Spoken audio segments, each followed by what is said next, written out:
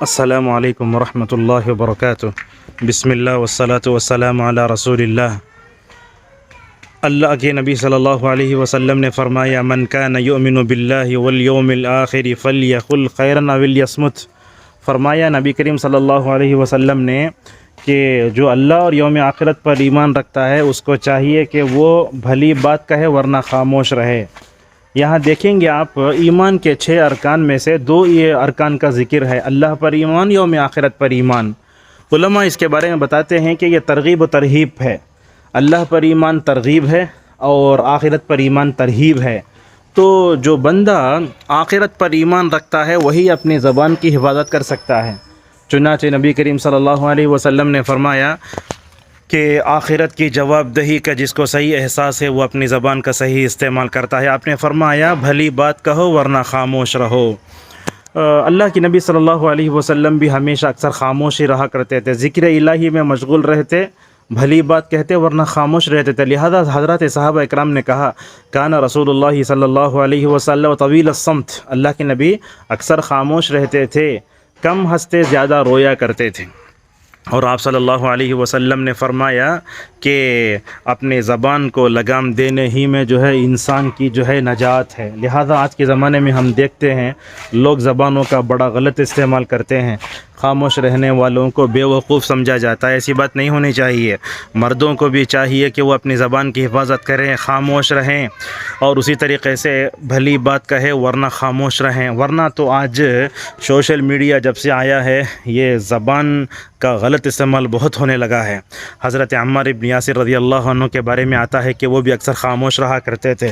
ابن رجب حنبلی رحمہ اللہ کلاس میں بڑے اچھے انداز سے پڑھاتے، جب علماء کے درمیان میں ہو تو خاموش ہو جاتے۔ ان کے طلبہ نے پوچھا، شیخ آپ جب پڑھاتے بڑا اچھا پڑھاتے ہیں کلاس میں، لیکن جب آپ لوگوں کے درمیان میں، عوام علماء کے درمیان میں ہو تو کیوں خاموش ہو جاتے؟ تو کہا، میں کلاس میں اللہ کی خاطر پڑھاتا ہوں، علماء کے سامنے منہ کھولوں گا تو ریاکاری بھی ہو سکتی ہے۔ اللہ اکبر۔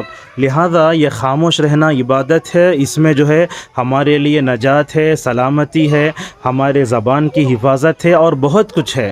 لہذا خاموش رہنا سیکھیے، خاموش رہنے کی عادت ڈالیں، اور اسی طریقے سے یہ چیز جو ہے بچوں میں، عورتوں میں پیدا کرنے کی ضرورت ہے۔ لوگ کہتے ہیں دنیا میں سب سے بڑا جھوٹ جو ہے عورت کا خاموش رہنا ہے۔ ہماری عورتیں ایک طرف عبادت کرتی جاتی ہیں، نماز پڑھتی رہتی ہیں، روزہ رکھتی رہتی ہیں، لیکن فون میں غیبت کرنا جو ہے چھوڑتی نہیں۔ لہذا ہم اپنی بیویاں، بہنیں، بیٹی، ان سب کو گھر میں خاموش رہنے کی عادت ڈالیں، اور خصوصاً تلاوت قرآن کے وقت خاموش رہنے کا حکم دیا گیا۔ چنانچہ اللہ نے فرمایا، وَإِذَا قُرِئَ الْقُرْآنُ فَاسْتَمِعُوا لَهُ وَأَنصِتُوا، کلام اللہ کی تلاوت کی جائے تو کیا کرو؟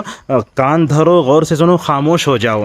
اور جب جو ہے جنات قرآن سننے کے لیے آئے تو آپس میں کہنے لگے خاموش ہو جاؤ۔ لہٰذا انہوں نے غور سے سنا۔ قرآن کو غور سے سننے کا نتیجہ یہ ہوا، خاموش رہ کر کے قرآن نے ان کے زندگیوں میں ایمان کو داخل کر کے ماشاءاللہ ان کی زندگی انقلابی بنا دی۔ بہرحال اس ویڈیو کے ذریعے ہم آپ کو پیغام دینا چاہتے ہیں کہ زبان کا گناہ بڑا خطرناک گناہ ہے۔ ترمذی کی روایت میں نبی کریم صلی اللہ علیہ وسلم کہتے ہیں، صبح ہوتی ہے تو زبان کہتی ہے، کیا کہتی ہے؟ زبان پورے اعضاء مل کر زبان سے کہتے ہیں، ایسا پورے اعضاء مل کر زبان سے کہتے ہیں، اگر تو صحیح ہے تو ہم بھی صحیح ہیں، اگر تو بگڑ جائے تو ہم سب بگڑ جائیں گے۔ تو آپ اپنی زبان کا معتدل انداز سے استعمال کیجئے۔ اگر آپ دوسروں کی عزت سے کھیلیں گے، غیبت کریں گے، چغلی کریں گے، تو معلوم یہ ہوتا ہے کہ زبان کا غلط استعمال عذاب قبر کا ایک بہت بڑا ذریعہ ہے۔ جیسا کہ ابن عباس کی روایت میں آیا کہ ایک آدمی پیشاب کے چھینٹوں سے نہیں بچاتا تھا، دوسرا جو ہے چغل خوری کرتا تھا۔ تو یہ چوڑی کھانا، چغلی کھانا، باتیں پھیلانا، اسے بھی بڑا خطرناک ہوتا ہے۔ لوگ جب خاموش بیٹھتے ہیں تو لوگ اسے بیوقوف سمجھ جاتی ہے عوام۔ تو خاموش رہنے والا انسان اللہ کے پاس، رسول کے پاس اور سارے انسانوں کے پاس جو ہے وہ بہت وزندار آدمی ہے، اور جب تک آدمی خاموش رہتا ہے تو اس کا عیب بھی چھپا رہتا ہے۔ جب انسان زبان کھولنے لگتا ہے تو اس کا عیب بھی باہر آ جاتا ہے۔ اللہ تعالی ہم سب کو انبیاء اور رسول کی طرح، صحابہ کی طرح خاموش رہنے، خیر کہنے اور اپنی زبانوں کا غلط استعمال کرنے سے بچائے۔ آمین۔ وآخر دعوانا الحمد للہ رب العالمین۔